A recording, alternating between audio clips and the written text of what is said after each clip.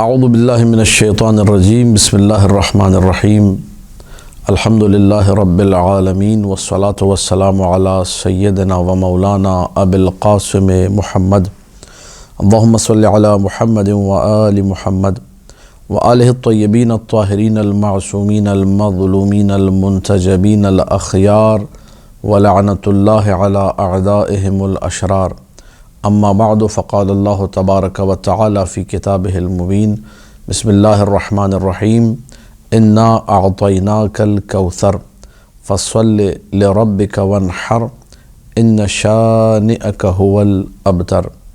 ناظرین محترم، سورہ کوثر قرآن مجید کا سب سے مختصر، سب سے چھوٹا سورہ، اللہ سبحانہ و تعالی نے اس سورے کو نازل کیا اپنے نبی کی محبت میں، اور یہ وہ عمل ہے جو محبت نبی میں انجام دیا گیا۔ یہ وہ فعل پروردگار ہے، یہ اللہ کا وہ کام ہے جو اس نے نبی کی محبت میں انجام دیا۔ اور وہ کیسے؟ وہ ایسے کہ اس سورے کا شان نزول اگر پڑھا جائے وہاں سے واضح ہو جائے گا یہ سورہ بھیجا ہی اپنے نبی کو خوش کرنے کے لیے، یہ سورہ بھیجا ہی نبی کے دشمنوں کی زبانوں کو لگام دینے کے لیے۔ نبی اکرم صلی اللہ علیہ وآلہ کو جب دشمنوں نے یہ کہنا شروع کیا کہ آپ ابتر ہیں، عامر ابن عاص یا عاص ابن وائل، مختلف نام ملتے ہیں، عامر کا نام بھی ملتا ہے، عاص ابن وائل کا نام بھی، جو ابتر کہتے تھے، یہی کہتے تھے کہ ہمیں محمد نعوذ باللہ پسند نہیں، ہم جو ہے محمد سے دشمنی رکھتے ہیں، ان کی تعبیر ہے صلی اللہ علی محمد و آل بیتہ الطیبین الطاہرین۔ تو یہ جو تعبیر تھی ان کی مقام مصطفیٰ کے حوالے سے، جو لوگ جسارت کرتے تھے، جو گستاخی کرتے تھے کہ ہمیں پسند نہیں، یہ ہم دشمنی رکھتے ہیں، یہ ابتر کہتے تھے، یہ انتہائی بڑا طعنہ تھا۔ اور اس کے بعد یہ بھی کہتے تھے کہ ہماری تو نسل چلے گی، ہمارے تو وارث موجود ہیں، تمہارا دین ختم ہو جائے گا، تمہارے جانے کے بعد تمہاری کوئی اولاد ہی نہیں، تمہاری کوئی نسل ہی نہیں۔ اللہ سبحانہ و تعالیٰ نے ان لوگوں کو جواب دینے کے لیے یہ سورہ اتارا۔ اچھا، اب یہاں پر یہ بات قابل غور ہے کہ یہ طعنہ ایسا تھا، طعنے اور بھی قرآن میں ذکر ہوئے ہیں، نبی اکرم کو جو طعنے دیے گئے، کفار نے کہا انک لمجنون، اے نبی تم مجنون ہو۔ قرآن نے جواب دیا لست بمجنون، آپ مجنون نہیں، بات ختم ہو گئی۔ انہوں نے جو ہے نبی اکرم کو جو ہے کہا کہ جو ہے یہ کیسا نبی ہے جو بازاروں میں کھاتا ہے پیتا ہے۔ قرآن نے صرف اتنا جواب دیا کہ باقی جو انبیاء تھے وہ بھی بازاروں میں کھاتے پیتے تھے، لوگوں کے ساتھ چلتے پھرتے تھے، لہذا اس میں کوئی عیب نہیں ہے۔ اور مختلف مقامات پہ جو طعنے ہوئے، قرآن نے ان کا سیدھا سیدھا جواب دیا کہ نہیں، ایسا نہیں ہے، ایک جواب۔ لیکن یہ طعنہ، اس کے لیے پورا ایک سورہ اترا ہے۔ طعنہ ابتریت ایک ایسا طعنہ ہے کہ ایک سورہ، مختصر سورہ اترا، انا اعطیناک الکوثر۔ پہلے یہ بیان کیا کہ رسول ابتر نہیں، اے رسول ہم نے آپ کو کوثر عطا کیا، فصل لربک، آپ بارگاہ رب میں جھک جائیے، نماز ادا کیجئے، دعا کیجئے، رب کی عبادت کیجئے، وانحر، اور نحر کیجئے۔ وذبح نہیں ہے، ہم لوگ ترجمہ کرتے ہیں قربانی کیجئے، قربانی بکرے کی بھی ہو سکتی ہے، دمبے کی بھی۔ وانحر، نحر سے مراد ہی یہی ہے کہ بڑی قربانی کرنی ہے، جو عرب کی سب سے بڑی قربانی ہے، جو اونٹ ذبح کرنا ہے، وہ آپ اونٹ کو نحر کیجئے، اور اس بڑے جانور کو رب کی خوشنودی کے لیے نحر کیجئے۔ ان شانئک هو الابتر، اور اے رسول آپ کا جو دشمن ہے، جو یہ کہتا پھر رہا ہے کہ مجھے نعوذ باللہ محمد پسند نہیں، اور میں نعوذ باللہ جو ہے محمد سے دشمنی رکھتا ہوں، اور محمد نعوذ باللہ ابتر ہے، جو تعبیرات وہ استعمال کر رہا ہے وہ دشمن ہی ابتر ہے۔ تاریخی کتب میں موجود ہے کہ عاص ابن وائل ملعون لعنت اللہ علیہ جو یہ جملے کہتا تھا کہ محمد ابتر ہیں، اور ابتر کہہ کے رسول کو تنگ کرتا تھا، اس کے 11 بیٹے تھے۔ عاص ابن وائل کے مرنے سے پہلے اس کے 11 بیٹے مر گئے، اور وہ دنیا سے جب گیا تو ابتر مرا۔ لیکن رسول اکرم صلی اللہ علیہ وآلہ کی نسل جو فاطمہ الزہرا صلوات اللہ علیہا سے چلی، وہ نسل آج تک موجود ہے۔ چاروں طرف کائنات میں سادات کرام پائے جاتے ہیں۔ آیت اللہ شہاب الدین مرشی نجفی رحمۃ اللہ علیہ نے، جو بہت بڑے ماہر انساب تھے، انہوں نے اس بات کو نقل کیا کہ چین کے اندر چینی شکل و شمائل رکھنے والے 8 لاکھ سید ہیں، نسل فاطمہ الزہرا صلوات اللہ علیہ سے۔ فخر الدین رازی جیسا متعصب سنی عالم یہ کہتا ہے کون سی نسل کوثر نسل فاطمہ سے بہتر ہو سکتی ہے جس میں زین العابدین، باقر، جعفر، کاظم، رضا جیسی ہستیاں موجود ہیں، کائنات کی سب سے بہترین نسل، اور جیسے وارثان دین یہ ہے، جیسے محافظان دین یہ ہے، جس طرح دین کو یہ لے کر چلیں کوئی بھی لے کر نہیں چل سکتا۔ انا اعطیناک الکوثر، اے رسول ہم نے آپ کو کوثر عطا کیا۔ اب کوثر کی تفسیر کیا ہے؟ خیر کثیر۔ تو خیر کثیر اس کی تعبیر کو آپ جوڑنا چاہیں فاطمہ الزہرا صلوات اللہ علیہا سے بالکل جوڑ سکتے ہیں۔ فاطمہ زہرا صلوات اللہ علیہا سے بڑا خیر کثیر کون ہوگا؟ جس کی نسل میں امامت موجود ہے، جس کے امام بیٹے موجود ہیں، 1 2 3 4 امام نہیں، 11 امام ہیں جو فاطمہ زہرا صلوات اللہ علیہا کی نسل میں آ رہے ہیں۔ یہ کوئی کم شرف نہیں ہے، اس سے بڑا خیر کثیر کیا ہوگا؟ یعنی خیر کثیر کا اگر کوئی سب سے بارز مصداق ہے، سب سے بہترین مصداق ہے تو وہ ذات فاطمہ زہرا صلوات اللہ وسلامہ علیہا ہے کہ جو اس خیر کثیر کا مصداق بنتی ہے۔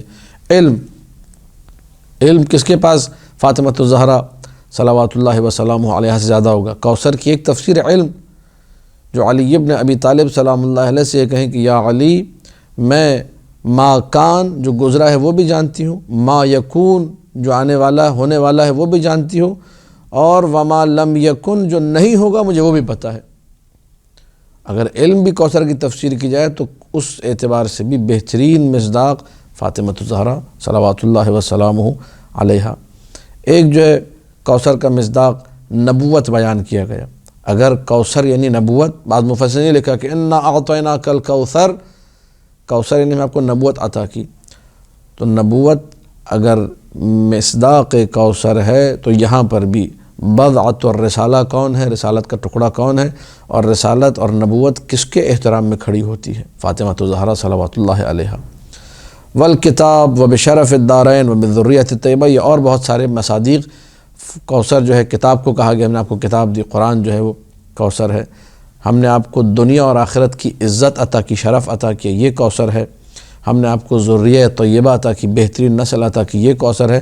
تو یہ سارے کے سارے معانی ہیں، لیکن ان سارے معانی میں عقل انسانی جب سورے کو دیکھتی ہے، سیاق و سباق کو دیکھتی ہے، کیونکہ سامنے والا شان نزول جب پڑھتا ہے تو دیکھتا ہے کہ بابا یہاں تو ابتر کہا جا رہا تھا، یہاں اس نے تھوڑی کہا تھا کہ آپ کو نبوت نہیں ملی، یہاں یہ تھوڑی کہا تھا کتاب نہیں ملی، علم نہیں ملا، شرف الدنیا والآخرہ نہیں ملا، بلکہ شرف الدنیا والآخرہ کا اقرار کفار بھی کرتے تھے، جو دنیا کو مانتے تھے دنیا کا اقرار کرتے تھے کہ امین ہیں، صادق ہیں، وہ شرف کے قائل تھے، جو مذاق بھی اڑاتے تھے، طعنے بھی دیتے تھے، ان ساری باتوں کے بعض باتوں کے قائل تھے حد اقل۔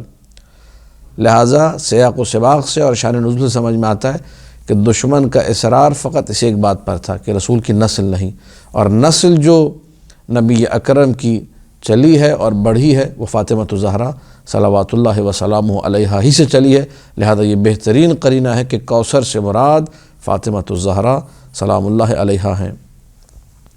تفسیر میں لفظ شفاعت کے ذریعے بھی تفسیر ہوئی ہے۔ خود امام جعفر صادق سلام اللہ علیہ نے فرمایا کوثر سے مراد شفاعت ہے۔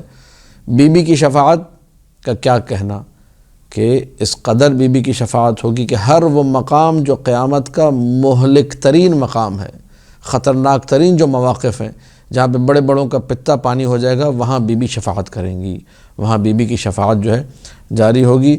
یہاں تک کہ تعبیر روایت ہے بی بی کی جو چادر کے دھاگے ہیں ان سے لٹک کے لوگ جنت میں داخل ہوں گے۔ اس قسم کی تعبیرات، یعنی ہلکا سا بھی کسی کا فاطمہ زہرا سے محبت کا سلسلہ ہوا اور فاطمہ زہرا کا عقیدت مند بنا اور بی بی کی خاطر آگے بڑھا، خداوند متعال اس کی مشکل کو آسان کرے گا۔ تو اگر شفاعت بھی ہے تو تب بھی اس کا ربط بہت ہی اعلیٰ طریقے سے بی بی سے بن جائے گا۔ اور بہت ساری تفاسیر ہیں، بہرحال میں چند جملے تبرکاً جو ہے اس تفسیر صافی جو میرے سامنے کھلی آپ کے سامنے پڑھ کے بات کو مکمل کروں گا۔ انا اعطیناک الکوثر، اے رسول ہم نے آپ کو کوثر عطا کیا، اور یہ پورے قرآن میں ایک ہی مقام ہے جہاں پہ انا اعطیناک آیا ہے۔ فصلی لربک، آپ اپنے رب کی نماز پڑھیے، آپ اپنے رب کی بارگاہ میں جائیے، دعا کیجیے۔ فدم علی الصلاۃ، یعنی مسلسل اب نماز پڑھیے۔ ونحر، اور آپ نحر کیجیے۔ اور نحر جو ہے اس کا معنی میں نے آپ کے سامنے بیان کر دیا، یعنی بڑی قربانی جس کو رسول نے انجام دینا ہے اس نعمت عظمیٰ کے بعد۔ پھر اس کے بعد ان شانئک، شنعان اس کا مصدر ہے جو کہ بغض کے معنی میں ہے، دشمنی کے معنی میں۔ شانع کہتے ہیں دشمن کو، ان شانئک یعنی آپ کا دشمن، آپ سے بغض رکھنے والا جو بغضی ہے، هو الابتر وہ بے نسل ہے، اس کی کوئی نسل نہیں، کوئی اس کے لیے اس کا نام لیوا نہیں ہوگا، اس کے بعد اس کا کوئی بھی ذکر خیر کرنے والا نہیں ہوگا۔ اما آپ کی جو نسل ہے وہ جاری رہے گی، اور آج تک نسل موجود ہے اور ذکر خیر ہو رہا ہے۔ اب یہاں پر وہ چند جملے جو آپ نے سماعت فرما لی، میں تبرکاً فقط پڑھ رہا ہوں کہ دخل رسول اللہ صلی اللہ علیہ وآلہ المسجد، نبی مسجد میں داخل ہوئے، وفیہ عمرو بن عاص والحکم ابن عاص، اور مسجد میں عمرو ابن عاص تھے اور حکم ابن عاص۔ فقال عمر نے یہ کہا، یا ابا الابتر یعنی نعوذ باللہ اے بے نسل، وکان الرجل فی الجاہلیہ، اور یہ جو ہے ایک شخص تھا جاہلیت میں جو کہ جو ہے اگر اس کی اولاد نہ ہوتی ہو تو اس کو ابو الابتر کہا جاتا تھا۔ اذا لم یکن لہ ولد سمی ابتر، زمان جاہلیت میں اسلام کے آنے سے پہلے کسی کی بھی نسل نہ ہوتی کہتے تھے یہ ابتر ہے۔ ثم قال عمر، پھر اس کے بعد عمر نے کہا، پہلے جو ہے جملہ کس نے کہا تھا؟ عمر ہی نے کہا تھا ابا الابتر، اور دوسرا جملہ پھر عمر نے کہا، انی لاشنع محمدا، میں محمد سے بغض رکھتا ہوں۔ فانزل اللہ علی رسولہ السورہ، اللہ نے یہ سورہ نازل کیا، ان شانئک هو الابتر، تمہارا دشمن ہی ابتر ہے، نہ اس کا کوئی دین ہے نہ اس کا کوئی نسب ہے۔ حدیث موجود ہے ثواب الاعمال میں اور کتاب مجمع البیان تبریسی رحمۃ اللہ علیہ میں، امام جعفر صادق صلوات اللہ وسلامہ علیہ سے، من کانت قراءتہ انا اعطیناک الکوثر، جس کی قراءت میں انا اعطیناک الکوثر رہے، مسلسل یہ سورہ پڑھتا رہتا ہے، فی فرائضہ و نوافلہ، اپنی جو ہے واجب نمازوں میں فرائض، مستحب نمازوں میں نوافل، سقاہ اللہ من الکوثر یوم القیامہ، اللہ اسے روز حشر کوثر سے سیراب کرے گا۔ وکان محدثہ عند رسول اللہ صلی اللہ علیہ وآلہ فی اصل طوبہ، اور وہ جو ہے رسول اکرم سے گفتگو کرنے والوں میں ہوگا فی اصل طوبہ، خود طوبہ، طوبہ وہ مقام جہاں رسول اللہ اور امیر المومنین جس گھر میں، وہاں یہ رسول سے اس کو گفتگو کا شرف ملے گا۔ تو یہ ایک جو ہے بہت بڑا شرف ہے، بہت بڑا مقام ہے۔ اب یہ کان محدثہ، چاہے رسول سے گفتگو کرے یا بعض جو تفاسیر ان کے مطابق، بعض تراجم کے مطابق یہ سورہ خود سورہ ایک مجسم شکل میں اس سے جو ہے گفتگو کرے گا۔ بہرحال دعائے خداوند متعال سے ہمیں اس سورہ عظیمہ کو پڑھنے کی توفیق عطا کرے، سورہ کوثر کو پڑھنے کی توفیق عطا کرے، مسلسل واجب نمازوں میں بھی اور مستحب نمازوں میں بھی سورہ کوثر پڑھتے رہیے۔